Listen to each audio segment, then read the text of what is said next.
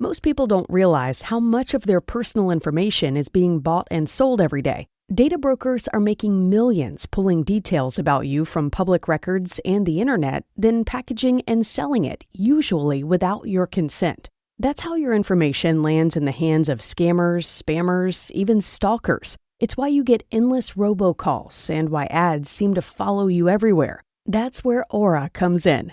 Aura actively removes your data from broker sites and keeps it off. They also instantly alert you if your information shows up in a breach or on the dark web.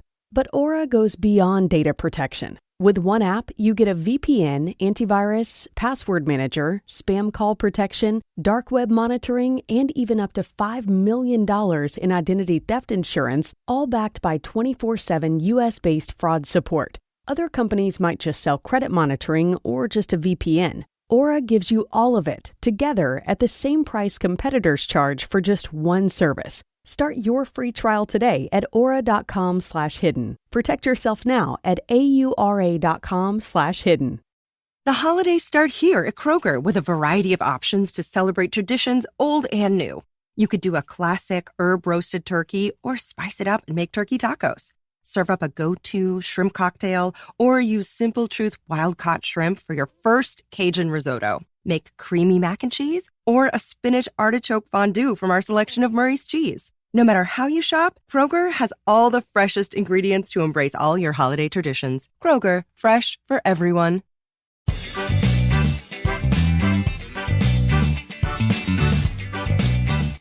Welcome to the Instagram Stories. Over the weekend, I was talking with my friend Ashley Coffey. Ashley is someone who I have met as a direct result of doing this flash briefing, and she has been absolutely awesome to get to know. She was on episode number 30 of my podcast, the Instagram Stories podcast, the title which is Becoming a Micro Influencer. I definitely recommend going back and listening to the episode if you haven't previously.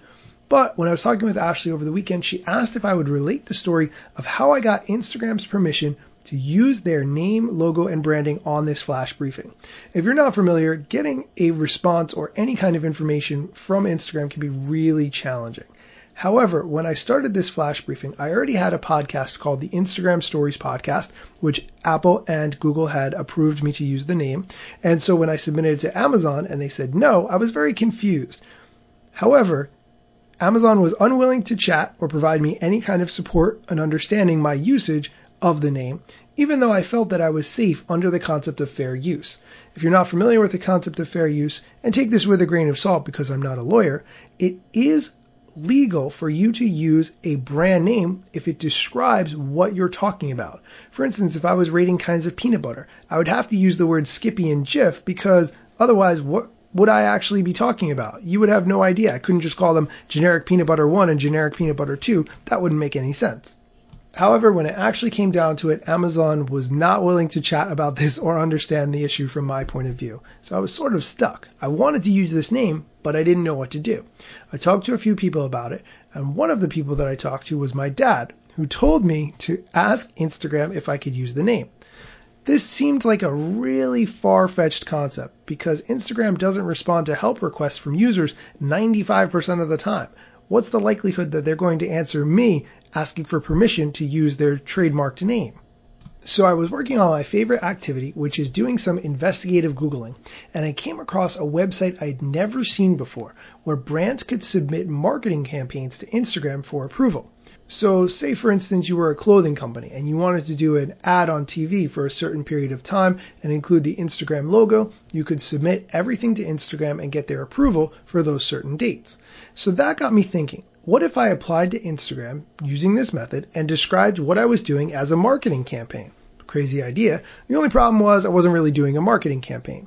So I left most of the form blank and I submitted it. Instagram responded that same day with a boilerplate response. Hi, Daniel. Thanks for submitting your request. We couldn't approve your request because we don't permit our brand or brand assets to be used in a way that implies partnership, sponsorship, or endorsement. Best of luck to you, the Instagram team. So I decided to try another tactic. Rather than ask for permission to use the trademark, I would ask what sort of request might get approved and then change my response based on the answer that was provided. So I wrote again, and Instagram said, if you want to submit your creative, then we can give you more guidance. Here's how to submit a response. So I took a little time and I thought about it and I wrote up that I would like to create a flash briefing about Instagram. It would answer basic questions that people have about the platform, give news updates about the app, when features are added, and how to use them. Then I asked, what would be an appropriate way to indicate that the flash briefing is about Instagram without any issue? Once I understand what an approved way is to title the flash briefing, I can make a sample episode for you and upload it. Instagram's response: Hi Daniel, we are happy to provide you with legal language to include in your briefing once we review the overall creative. Please revise and submit your request again. Now I felt like I really had something going here. So I wrote back, thank you for assisting. I was thinking something like this. Proposed name, the Instagram stories, gave a description of what I would talk about. Note, this skill is not sponsored or endorsed by Instagram. To my surprise, Instagram responded positively. And for the record, this is absolutely one of the top 5 moments of my life, to be frank with you. They wrote back, thanks for this additional detail, Daniel. Here's the language you should use, which has been cleared by our legal team. Instagram and the glyph are trademarks of Instagram LLC in the US and other countries. The publisher, author, and contributing photographers are independent and not affiliated with, endorsed, or sponsored by Instagram LLC. Instagram and the glyph are used with permission by Instagram LLC. Please upload your creative with the language and submit again. In that moment, I knew it was over. It was great. I took that legal language, I pasted it into my briefing in development status, sent it over to Instagram for their approval. They responded back the next day. Your request to use the Instagram name in your flash briefing is approved only for the purposes you specified in this request. And the rest, as they say, is history. Actually, there's one minor footnote. I was so nervous because this legal language only specified my flash briefing. So I emailed them again and said, okay, but can I use this name also on my podcast just to be safe? And they wrote back, Daniel, please use the same language provided in your original request. No need to submit a new request for this podcast.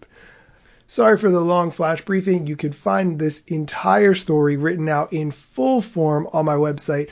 I should re-up the post so you can find it because it's from 2018, which was a really long time ago. That's it for today's show. Come back tomorrow for more Instagram news.